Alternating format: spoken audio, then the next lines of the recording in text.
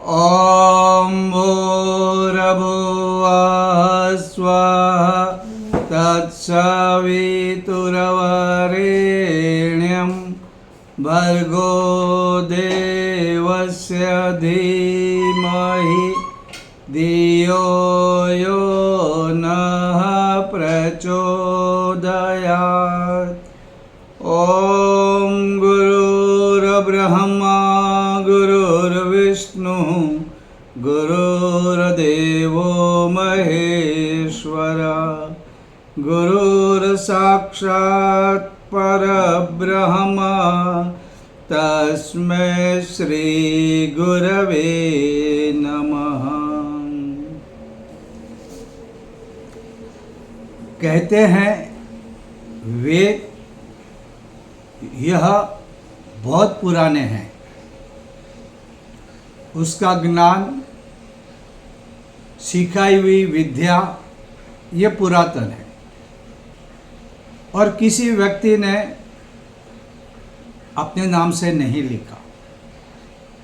जो इसके दृष्टा थे उन ऋषियों ने ये ज्ञान, यह वेद आने वाले पीढ़ी के लिए रखा और उस मार्ग पर चल के लोगों ने विकास भी किया, सुखी भी हुए। जो लोग कहते हैं भारत में जंगली लोग थे, उनके पास ज्ञान नहीं था, वे सारे खोटे हैं। वेद में भी किस तरह शादी ब्याह हो, पत्नी पत्नी का क्या धर्म होना चाहिए और बच्चों का, शिशु का पालन पोषण कैसे किया जाए, गुरु शिष्य की परंपरा, उनका अनुशासन, ये सारी बातें तब दी गई है जो आज हम लोग शायद अपना रहे हैं। तो तब ज्ञान, वो ज्ञान जो उत्तम था, व्यवहारिक भी था और लोगों का विकास भी करता था। ऋग्वेद में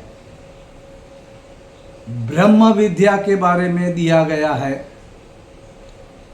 ये ब्रह्म विद्या वो होती है जिससे हम परमात्मा को जान सकते हैं, उनकी उपासना कर सकते हैं और अपना जीवन इस तरह जी सकते हैं जिससे हमें पता चले कि हम ब्रह्म के अंश हैं, हम परमात्मा के अंश हैं।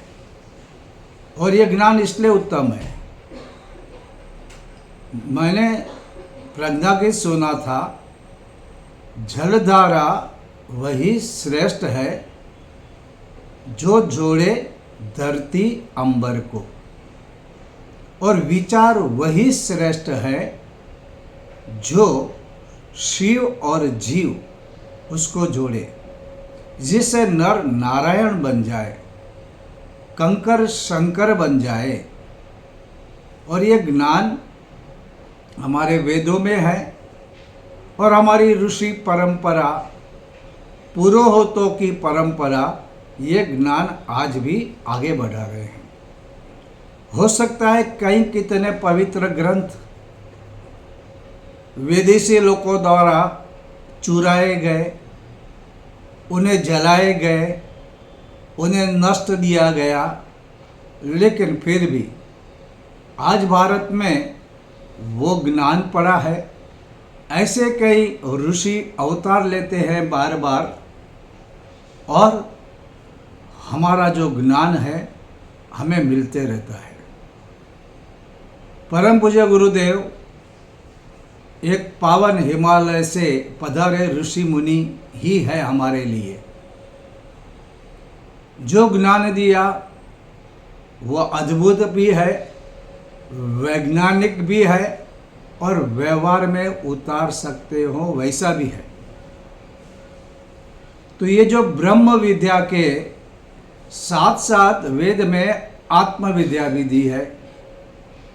जब तक कोई आत्मा को नहीं समझेगा, अपने आप को नहीं समझेगा तभी वो भगवान को भी नहीं समझ सकता।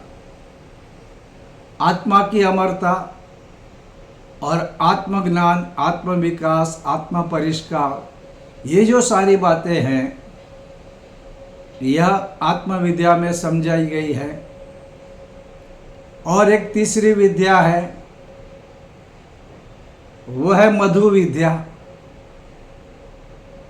वह मधु विद्या परम पूज्य गुरुदेव कहते थे ये मधु विद्या हमें पहले सीखनी चाहिए। मधु विद्या का क्या अर्थ होता है? मधुर व्यवहार और मधुर वाणी। मधुर व्यवहार और मधुर वाणी का बड़ा महत्व है। आज हमारे रिश्ते नाते टूटते जाते हैं, उसका कारण है हमारी जीवा। जीवा बड़ी बावरी कहत सरग पाताल, आपू तो खुद भीतर रहे जूती खात कपाल। इस तरह जीवा के बारे में। और परम पूज्य गुरुदेव कहते हैं ये जीवा एक ऐसी इंद्रिय है जो बहुत सारी समस्या लाती है। न बोलने के वचन बोलना, अपशब्द बोलना और रिश्ते तोड़ना, और न खाने की चीज खानी, बिना संयम उसे खाना, बीमारियां लाना। और आजकल टूटते रिश्ते और बीमारियां, ये बड़ी समस्या हो गई है। अगर हम इतना ही जीव को संभालें, संयम रखें खाने में और बोलने में, तो हमें बहुत सुख मिल सकता है। लेकिन न जाने क्यों समझ कर भी ना समझ बनना लोगों को पसंद आता है। तो हम बात करते हैं ब्रह्म विद्या की। और मधुर व्यवहार और मधुर वाणी हमारे लिए बहुत जरूरी होती है। सुख चाहिए, शांति चाहिए, समृद्धि चाहिए, आरोग्य चाहिए। ये मधुरता का व्यवहार हमें जरूर करना चाहिए। अगर ये करते हैं तो हमारा जीवन विकास कर सकता है। कबीर जी ने ऐसा भी कहा है, ऐसी वाणी बोलिए मन का आपा खोए, औरन तो शीतल करे, औरन को शीतल करे, आपहु शीतल होए। देखो, अगर आप मधुर वाणी बोलेंगे तो लोगों को बहुत शीतलता मिलेगी, उन्हें अच्छा लगेगा, उन्हें शांति होगी। लेकिन बोलने वाले खुद को भी बहुत शीतलता प्राप्त होती है, उसका भी कलेजा ठंडा होता है। जो क्रोध करता है वो तो दुखी होता है, उसके शरीर में न जाने कितने केमिकल निकलते हैं जो नुकसान करते हैं। उनका हार्ट अटैक से, ब्लड प्रेशर से, शुगर पर भी प्रभाव पड़ता है। और जो सुनता है उसे भी दुख होता है, वो भी अपसेट होता है। तो क्या मतलब होता है कड़वी वाणी, अहंकार से भरी वाणी बोलने से? ऐसा हमारे यहाँ से एक सुभाषित है, काका कृष्ण पिकः कृष्ण को भेद पिक काकयो, वसंत समय प्राप्ते काक काकः पिकः पिकः। देखो, कौवा और कोयल दोनों का एक ही रंग है, करीब करीब दूर से एक जैसे दिखते हैं। अच्छा, कभी ऐसा नहीं हुआ कि कौवे ने इस दुनिया से कुछ लिया हो, या कि धन दौलत चोरी की हो, किसी को नुकसान किया हो? कौवे ने ऐसा कुछ भी नहीं किया। फिर भी अपनी छत पर कौवा बोलेगा तो लोग भगाते हैं। और कोयल ने कुछ दिया है ऐसा भी नहीं। क्या उसने संपत्ति दी दुनिया को? कुछ खाने पीने, सोना चांदी, हीरे मोती कुछ दिए? नहीं दिए। तो भी कोयल अच्छी लगती है, अपने घर के पास हो या आम वृक्ष पर हो तो कोयल मन भाती है, उसका आवाज मन भाता है। क्या हो गया? एक जैसा रंग, वाणी। कौवा जो बोलता है वो कर्कश बोलता है और लोगों को मन नहीं भाता, लोग भगाते हैं, पत्थर मारेंगे भगाएंगे। और कोयल को बैठी रहे, दूर न जाए, रात को भी चलेगा, दिन को भी चलेगा, शाम को भी चलेगा, प्रभात काल में भी चलेगा। कोयल बोले तो बहुत अच्छा लगता है, आदमी चैन से बैठे रहता है। तो इसलिए हमारे संतों ने कहा, भले कौवा कुछ ना ले और कोयल कुछ भी ना दे, लेकिन अपनी मधुर वाणी और कर्कश वाणी के लिए प्रिय अप्रिय बन जाते हैं। और मनुष्य को भी, और ये बात मनुष्य के लिए भी उतनी ही सही है। अगर आदमी मधुर बोलता है, मीठा बोलता है तो अच्छा लगता है। अगर वो कर्कश बोलता है, कड़वा बोलता है, अपशब्द बोलता है, गाली गलौज करता है तो अच्छा नहीं लगता। और अगर हम उम्मीद करें कि हमारे कानों में मधुर मधुर शब्द आए, लोग मीठा मीठा बोले, तो उसके लिए पहली शर्त है आपको मीठा बोलना पड़ेगा। आप दूसरों के साथ अगर मधुर व्यवहार करेंगे, मीठी भाषा का प्रयोग करेंगे, तो वे भी आपके साथ अच्छा व्यवहार करेंगे। ये इको की तरह है। पहाड़ों पे या कुएं में आप जो बोलेंगे वैसा आपको वापस मिलेगा। ये इको है। उसी तरह आप दुनिया में जैसा व्यवहार करेंगे, जैसी आप गाली गलौज करोगे तो आपको कल वैसे ही लोग मिलेंगे। आप दूसरों के साथ बुरा व्यवहार करेंगे तो आपके साथ वैसा ही होगा।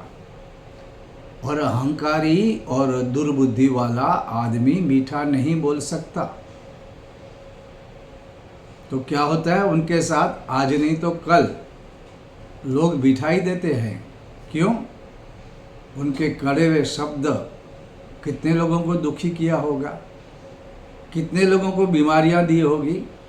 ये बद्दुआ खा जाती है। इसलिए हमारे यहाँ कहते हैं ना कि बुरा मत बोलो। और खास करके जो गरीब हो, जो बीमार हो, जो वृद्ध हो, जो लाचार हो, उनके सामने कभी अपशब्द नहीं बोलने चाहिए, क्योंकि उनकी बद्दुआ, उनके श्राप ही तुम्हारा जीवन बिगाड़ेंगे। और गुरुदेव तो कहते हैं आपको सबके साथ अच्छा बोलना है। उनका एक महावाक्य है, हालांकि हमको महावाक्य कभी नहीं लगता है। हम लोग कहते हैं ठीक है, पढ़ लिया, स्टिकर लगा दिया। शालीनता, शालीनता बिना मोल मिलती है, बिना मोल बिकती है, लेकिन उससे आप जो चाहो मिल सकता है, आप जो चाहो खरीद सकते हो। शालीनता का पैसा देना पड़ता है। अच्छा व्यवहार और मीठी भाषा बोलने में, नम्रता से बात करने में कुछ पैसा लगता है क्या? कुछ पैसे, रुपये, डॉलर, सोना, हीरा लगता है क्या? नहीं ना। लेकिन अगर आप ऐसा करोगे तो बहुत कुछ मिलेगा। आप डाइवोर्स अगर देखोगे तो पत्नी पत्नी के डाइवोर्स, भाई भाई के डाइवोर्स, भाई भाई के झगड़े, भाई बहन के केस, इसका मूल देखोगे तो मूल है उनकी गलत वाणी का प्रयोग। पत्नी पत्नी एक दूसरे का सम्मान, रिस्पेक्ट करना चाहिए। उसकी जगह पे उन लोग झगड़ा, और उनको कैसे बुरा लगे, कैसे किसको गिराया जाए, इसलिए लोग शब्दों की रचना करते हैं कि भाई इसको मिलेंगे तो इसको कैसे गिराना है। और हमको साथ देने वाले लोग भी तैयार करते हैं, हमको ये भी साथ दे, मैं एक बड़ी गाली बोलूँ तो ये छोटी गाली बोले और उसको हम गिरा दें, उनका अपमान कर दे, उनका सेल्फ रिस्पेक्ट तोड़ दे। ऐसा नहीं होना चाहिए। कभी भी लोगों का सम्मान होना चाहिए। शालीनता का व्यवहार में ही मधुर भाषा और मधुर व्यवहार आ जाता है। और परम पूज्य गुरुदेव इसके बारे में बहुत बार, आपको मालूम है, आप जब किसी व्यक्ति के साथ मधुर व्यवहार करते हो, जब गुरुदेव से लोग मिलते थे तो गुरुदेव नाम लेके पूछते थे, तबीयत कैसा है, माता पिता कैसे है, कोई समस्या तो नहीं। और ये सब पूछना एक सेल्समैन की तरह नहीं होता, वो अंदर के भाव भी रहते हैं। इसलिए शांति कुंज में रहने वाले लोग भी जब आपको बहुत साल बाद भी मिलेंगे तो फौरन आपका नाम पूछेंगे। आपके पति और बच्चे होंगे तो बच्चों के नाम बोलेंगे। आपको आश्चर्य होगा कि ये उनको कैसे याद रहता है।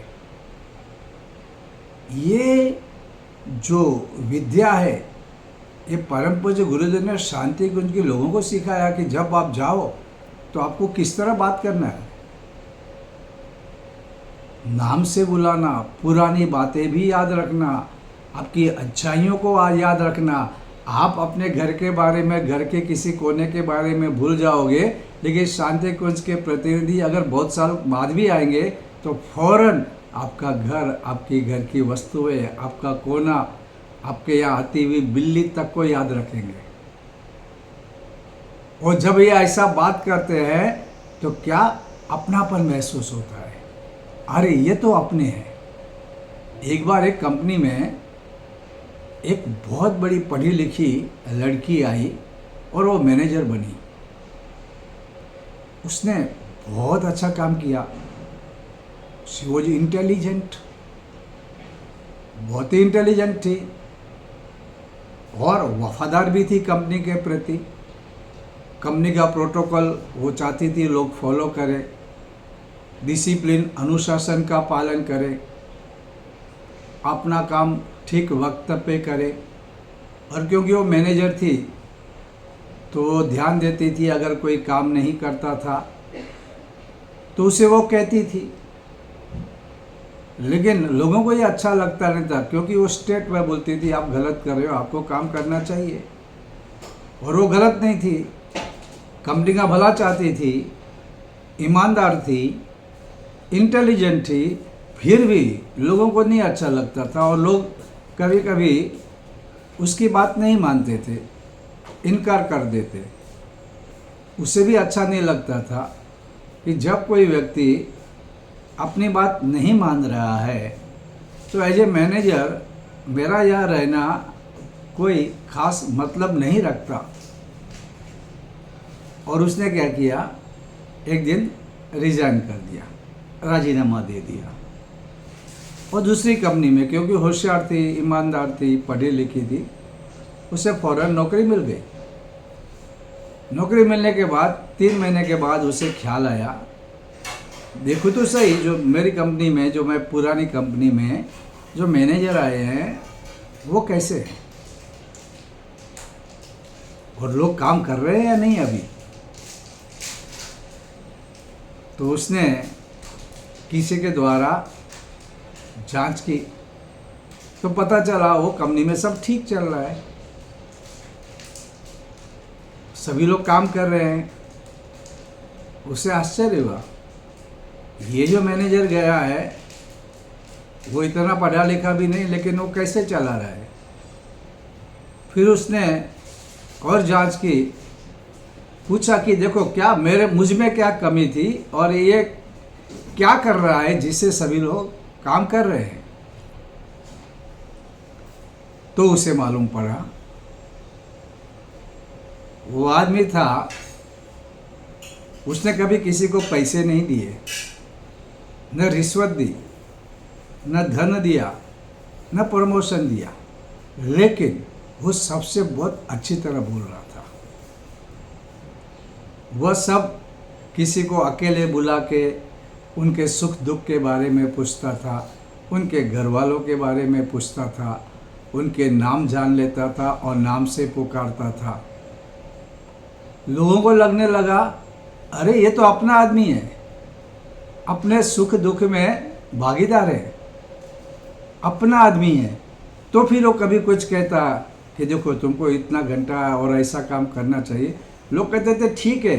क्यों? उनको लगता था ये अपना है, कि बाहर वाला इंस्ट्रक्शन नहीं दे रहा है, हुक्म नहीं चला रहा है। और सभी के साथ वो वैसा करता, सभी से मिलता, कभी उनसे घर पे जाता, उनके नाम से पुकारता, बड़े प्यार से पुकारता, सुख दुख बांट लेता। शायद गायत्री परिवार से जुड़ा हो गया, क्या मालूम। हिल मिल के रहता था, मिलजुल के रोटियां खाता था साथ में, नाम से पुकारता था, प्यार से पुकारता था, घर वालों को भी फिक्र करता था, पूछता था। और लोगों को लगता था ये तो अपना आदमी है, अपना आदमी कुछ भी कहेगा तो वो आदेश नहीं होता, वो तो काम करना ही है, वो अपना गलत क्यों सोचेगा, अपना गलत क्यों करेगा। और लोग बड़ी खुशी से वो काम करने लगे। तब उस लड़की को लगा कि मेरी यहाँ पे गलती थी, मैंने जो कहा सही कहा, सच्ची कहा, लेकिन कहने का तरीका कुछ ठीक नहीं था। शालीनता शायद मेरे व्यवहार में नहीं थी। और उसके बाद उसने भी अपना तरीका बदला और वो भी अभी बहुत ही सफल मैनेजर भी है और उसने बहुत सारा विकास भी किया है और उसका नाम भी लोगों में प्रख्यात हो गया है। क्या होता है? ये मधु विद्या, वेद ने कही हुई विद्या, मधुर व्यवहार की विद्या, मधुर वाणी की विद्या। इसलिए हम जब गायत्री उपासना, यज्ञ या शांति कुंज जाते हैं और शांति कुंज वाले आते हैं तो फर्क पड़ता है भाषा और व्यवहार में। कपट, उग्र वचन, अहंकारी भाषा ये कभी भी स्वीकार्य नहीं होनी चाहिए, उससे नुकसान ही होता है। नुकसान के लिए हमारे संतों ने कई बार कहानी की है कि एक बार जीभ और दांतों में झगड़ा हो गया। दांतों ने कहा, देख जीभ, तू नर्म है, तेरे अंदर हड्डियां भी नहीं है, हम तो सब कैल्शियम से और मजबूत हड्डियों से बने हैं, एक भी दांत तेरे लिए काफ़ी है। अगर हम 32 दांत तुझे चबा दे, तुझे मालूम भी नहीं पड़ेगा और तू कुछ नहीं कर पाएगी। जीवा ने कहा, भैया ठीक है, जैसी आपकी मर्जी, अब मैं दिखाती हूँ बिना हड्डी मैं क्या कर सकती हूँ। उसने कोई पहलवान वहाँ से गुजर रहा था और जीवा ने कुछ अपशब्द कह दिए। लंबा चौड़ा आदमी देखता है, उस आदमी को देखता है, बोलता, तू मुझे बोलता है, तू मेरे से इस तरह बात करता है, दिखाता हूँ तुझे। और उसने एक मुक्का मुंह पे मार दिया, सारे दांत गिर गए। जीवा ने कहा, भैया देखा क्या होता है मेरी ताकत, और सब दांत बेचारे गिड़गिड़ाने लगे। क्या होता है? वाणी का गलत उपयोग, कड़वी वाणी बहुत बड़ा नुकसान करती है। हम कहे हुए शब्दों के गुलाम हैं। जो शब्द नहीं कहे तब तक ठीक है, कह दिया तो शब्द निकल गए, फिर आप वापस नहीं ले सकते। वो नुकसान करेगा और नुकसान हमेशा करेगा। देखो अभी गर्मी का मौसम चल रहा है, शहर वालों को तो भाई लाइट है, पंखे हैं, एसी है, लेकिन गाँव गाँव के जो लोग हैं ना, वहाँ पे आप देखो, वहाँ ज़्यादा गर्मी होती है तो क्या होता है, धरती फट जाती है, धरती फट जाती है। अब खेत खलियान में देखो, धरती फट जाती है, लेकिन फटी हुई धरती जब बारिश होती है तो फिर एक जैसी बन जाती है। यानी धरती का फटना, बारिश आने के बाद वापस एक हो जाना, तो धरती का फटा तो बड़ा नुकसान नहीं है। अब अगर हमारे कपड़े फट जाए तो भी कोई बात नहीं, सुई धागे से हम उसे सी लेंगे, सुई धागे से हम उसे क्या करेंगे, उसको एक बना देंगे तो वो भी हो जाएगा। कभी कभी हमारे बदन में किसी कारण कटन होती है, कट जाते हैं। कभी कभी सब्जी बनाते समय हमारे हाथ में कभी कभी छुरी से कुछ ना कुछ ईजा होती है, लेकिन उसमें भी बड़ा नुकसान नहीं है। क्या होता है, कुछ समय के बाद अपने आप चमड़ी फिर से मिल जाती है। इसलिए बड़ी बड़ी सर्जरी होने के बाद, बदन को पूरा काटने के बाद भी कुछ समय के बाद वो बदन एक हो जाता है। लेकिन कड़वे शब्दों से जो दिल टूटता है वह टूटता ही है, वो कभी अच्छा नहीं होता। शब्दों के बाण से जो दिल टूटा, जो मन हारा, जो जी जला, वो परमानेंट हो जाता है। आप उसको फिर से कभी अच्छा नहीं कर सकते। इसलिए शब्दों की बड़ी कीमत है। सोच समझ कर बोलना चाहिए, सही शब्दों का प्रयोग करना चाहिए। जैसे अगर आप किसी को कहते हैं अरे तू तो कुत्ता है, तो उसे बुरा लगेगा, क्योंकि शब्द की जो उसने शब्द का सिलेक्शन किया वो गलत था। अगर उसे कोई आप तो श्वान जैसे हो, अब श्वान शब्द का मतलब कुत्ता ही होता है, लेकिन श्वान शब्द थोड़ा अच्छा है, और फिर आप कहिए आप श्वान की तरह वफादार है, हम आप पर भरोसा कर सकते हैं, तो क्या हो गया, ये शब्द कुत्ता होते हुए भी सामने वाले पे भरोसा, उनका एक गुण वफादारी, और उस पर भरोसा कर सकते हैं। ये सारी बातें जो क्या होता है उसको अपना बना लेती है। अगर इंसान में सारे गुण हो, अच्छी क्वालिटी हो, लेकिन अगर उसके शब्द, उसकी वाणी खराब हो, तो ये सारे गुण होते हुए भी सब बेकार हो जाते हैं। रिश्ते नाते टूटे तो बहुत कुछ बिखरता भी है, बिछड़ता भी है, और आदमी अकेला हो जाता है। इसलिए कभी कभी बड़े बड़े विद्वान जो अच्छा लिख सकते, बोल सकते हैं, लेकिन घर में जब प्रयोग होता है, दोस्तों में जब शब्दों का प्रयोग होता है, चूक जाते हैं, तो फिर वे अकेले हो जाते हैं, तना हो जाते हैं।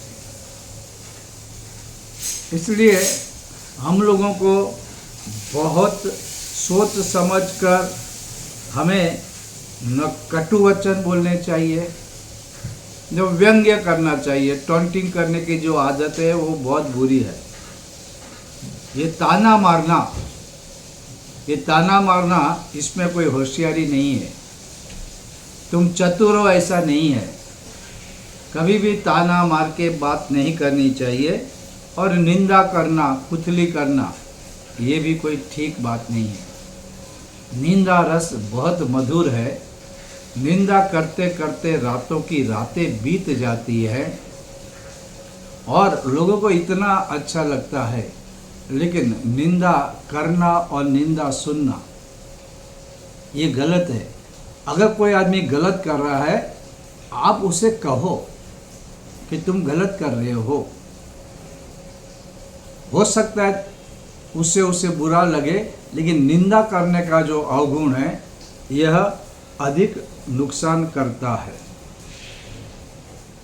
तो हम लोगों को इस तरह से मधुर मीठी बोली बोलनी चाहिए। महाभारत की बात करें तो द्रौपदी, उन्होंने जो शब्द बोले उसके कारण दुर्योधन हर्ट हुआ। ऐसा कहते हैं पांडवों ने अपने नया महल बनाया और महल बड़ा सुहाना था, सुंदर था। उसमें ऐसी रचना थी कि जहाँ पानी हो वहाँ पर ज़मीन दिखाई देती, और जहाँ ज़मीन है, थल है, वहाँ पर पानी दिखाई देता, और ये बहुत अद्भुत था। अब सोचिए उस समय में टेक्नोलॉजी कैसी होगी। दुर्योधन को बुलाया गया था। दुर्योधन आया, उसने देखा घर बहुत सुंदर है, और जहाँ थल लग रहा था असल में वहाँ पे पानी था, और इसने जैसा ही पैर रखा पानी था, बौखलाया और गिर गया। अब द्रौपदी ऊपर से देख रही थी, वो हंसी और उसके मुंह से निकल गया, अंधे के अंधे ही होते हैं, यानी पिता अंधा बेटा भी अंधा। बस यह बात दुर्योधन को चुभ गई। इसके बाद न जाने कितने खेल खेले गए द्रौपदी के विरुद्ध में। जुए में हराना, दुशासन, और इसके बाद चीरहरण, और ये महाभारत का युद्ध, अगर शायद द्रौपदी ऐसा ना बोलती, शायद महाभारत का युद्ध भी ना होता। और इससे हमें यह सबक लेना चाहिए, कड़वे बोल, बोले हुए बोल कभी भी सत्य नहीं। धागा टूटा, उसको बांधेंगे तो घाट तो रह ही जाएगी। धागा तोड़ने पर फिर आप उसको ज्वाइंट करेंगे, लेकिन गांठ तो रह जाएगी। वैसा टूटे हुए रिश्ते फिर कभी एक और लगते हैं तो गांठ की तरह, वो कभी दूर नहीं होते। इसलिए हमें मधुर व्यवहार करना चाहिए। महाभारत में और एक किस्सा है। इंद्र बृहस्पति से पूछते हैं, अगर कोई व्यक्ति सबकी प्रिय बनना चाहती है तो उसे क्या करना चाहिए? तो बृहस्पति जी ने कहा, मधुर व्यवहार और मधुर भाषा का प्रयोग करना चाहिए। तो इससे क्या होता है, हमारे रिश्ते बनते। हम महाभारत रामायण पढ़े तो हम लोगों को इसके साथ ये भी देखना चाहिए कि हम उनके बातों को अच्छी तरह से समझे। तो परम पूज्य गुरुदेव का वाक्य जो है उसे कभी ना भूले, शालीनता बिना मोल मिलती है। गायत्री परिवार के लोगों को जब वे दूसरों के पास जाते हैं हमारी भारतीय संस्कृति के विचार लेकर, गुरुदेव के विचार, तो तभी अगर हमारी भाषा, और कभी कभी हम लोग गलती करते हैं, कुछ लोगों को लगता है कि हम बड़े हैं, हमारी पोस्ट बड़ी है, हम बड़े भाई है, तो हम कुछ भी बोलेंगे। नहीं, शालीनता कभी नहीं छोड़नी चाहिए। शालीनता बिना मोल मिलती है, परंतु उससे सब कुछ खरीदा जा सकता है।